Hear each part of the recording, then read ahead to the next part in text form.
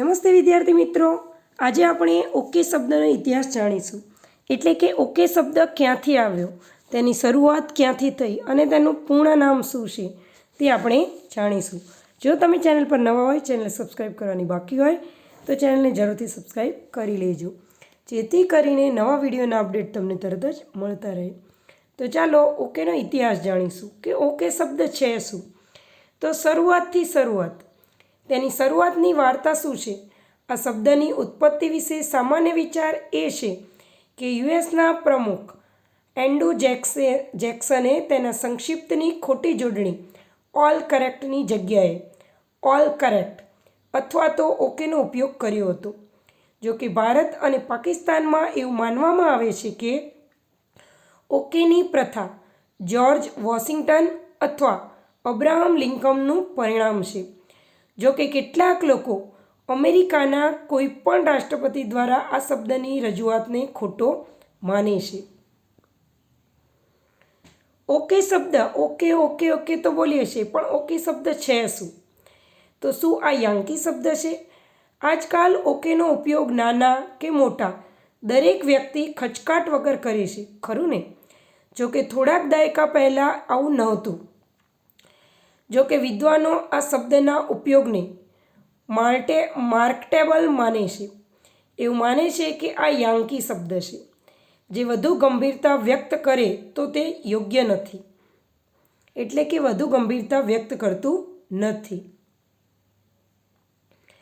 Okay એક એવો શબ્દ છે જેને અમેરિકનો શુદ્ધ અમેરિકન શબ્દ માને છે, કારણ કે આ શબ્દ અંગ્રેજી ભાષા સાથે બ્રિટનથી ત્યાં પહોંચ્યો નથી, પરંતુ તે અમેરિકાની પોતાની પેદાશ છે. હવે આ શબ્દ છેલ્લા 5 થી 6 દાયકાથી વિશ્વની દરેક ભાષાની જીભ પર ચડી ગયો છે. તેને હળવા હૃદયના સ્વર તરીકે બોલાતા શબ્દનો દરજ્જો મળ્યો છે. એટલે કે કોઈ પણ વ્યક્તિ હોય, હિન્દી ભાષી હોય, ગુજરાતી ભાષી હોય કે ઇંગ્લિશવાળા હોય, ઓકે શબ્દ દરેક બોલે જ છે, ખરું ને? નાના બાળકથી લઈને મોટા સુધી દરેક ઓકે ઓકે ઓકે એવો શબ્દ બોલતા હોય છે. આપણે જાણતા નથી કે આપણી બોલચાલમાં દિવસમાં કેટલી વાર ઓકે શબ્દનો ઉપયોગ કરીએ છીએ. આ શબ્દની વાર્તા જેટલી રસપ્રદ છે એટલી જ વિચિત્ર પણ છે. તો ચાલો જાણીએ આ રસપ્રદ વાર્તા. આપણે વાતચીતમાં દરરોજ ઘણી વખતે ઓકે શબ્દનો ઉપયોગ કરીએ છીએ. તે પણ દરેક ભાષામાં બંધ બેસતો શબ્દ છે. અંગ્રેજીમાં જો તે હેલો પછી સૌથી વધુ ઉપયોગમાં લેવાતો શબ્દ છે ઓકે. હિન્દીમાં લોકો બોલચાલની વાણીમાં તેને સૌથી વધુ ઉપયોગ કરે છે. સામાન્ય રીતે દરેક શબ્દ અને શબ્દ સમૂહની પોતાની વાર્તા હોય છે. કેટલાક લોકો માને છે કે આ શબ્દ નથી, પણ સ્પેનિશનો અંગ્રેજી શબ્દ નથી, પરંતુ સ્પેનિશનો શબ્દ છે. પરંતુ વાસ્તવમાં તે અમેરિકન એટલે કે અંગ્રેજી શબ્દ છે, એટલે કે અમેરિકનની પોતાની પેદાશ છે. હવે આ શબ્દ દરેક ભાષામાં વપરાય છે, ખરું ને? જો કે રસપ્રદ વાત એ છે કે હવે કદાચ દુનિયાની દરેક ભાષામાં ઓકેનો ઉપયોગ થઈ રહ્યો છે. ફક્ત તેના ઉચ્ચારણની રીત અલગ હોઈ શકે. જો કે બરાબર હોય તો ઓકે ક્યાંક ઓકે તરીકે પણ વપરાય છે અથવા તો બોલાય છે. પરંતુ જ્યારે તમે તેને કોઈ પણ ભાષામાં સાંભળો છો તો તે બોલવામાં આવે છે તો તે બરાબર થઈ રહ્યું છે. ઓકે માટે વધુ સહમત થઈએ. આના કરતાં વધુ સારી અને વધુ વિશ્વસનીય વાર્તા પ્રમુખ પદના ઉમેદવાર વિશે છે, જેમની ચૂંટણી ઝુંબેશ 1800 ADની આસપાસ શરૂ થઈ હતી.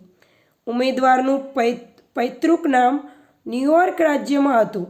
તેનું નામ ઓલ્ડ કિન્ડરરક હતું. તેથી જ તેના સમર્થકોએ સમાન નામના પ્રારંભિક અક્ષરનો સાથે ઓકે જૂથ બનાવ્યું. આ શબ્દની ઘણી પ્રસિદ્ધિ પણ મળી.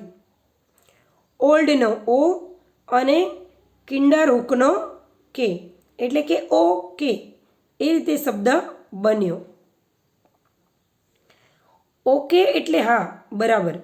એવું કહેવાય છે કે રેડ ઇન્ડિયન કુળના વડા ચાટકવ એક દિવસ કુળના પ્રતિનિધિની વાત સાંભળી રહ્યા હતા. તે દરેક વસ્તુ પર ઓકે ઓકે કહેતા હતા, જેનો અર્થ હા ઓકે થતો હતો. એક અમેરિકન પ્રવાસીએ આ ઘટના જોઈ પછી તેણે આ શબ્દને તેની સાથીઓમાં લોકપ્રિય બનાવ્યો.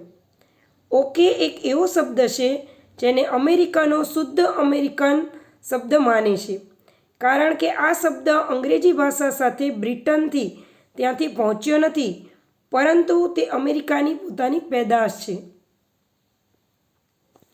તો વિદ્યાર્થી મિત્રો, ઓકે એટલે ઓલ કરેક્ટ. તો હું આશા રાખું છું તમને ઓકે શબ્દ સમજાઈ ગયો હશે, વિડીયો સમજવાની મજા આવી હશે.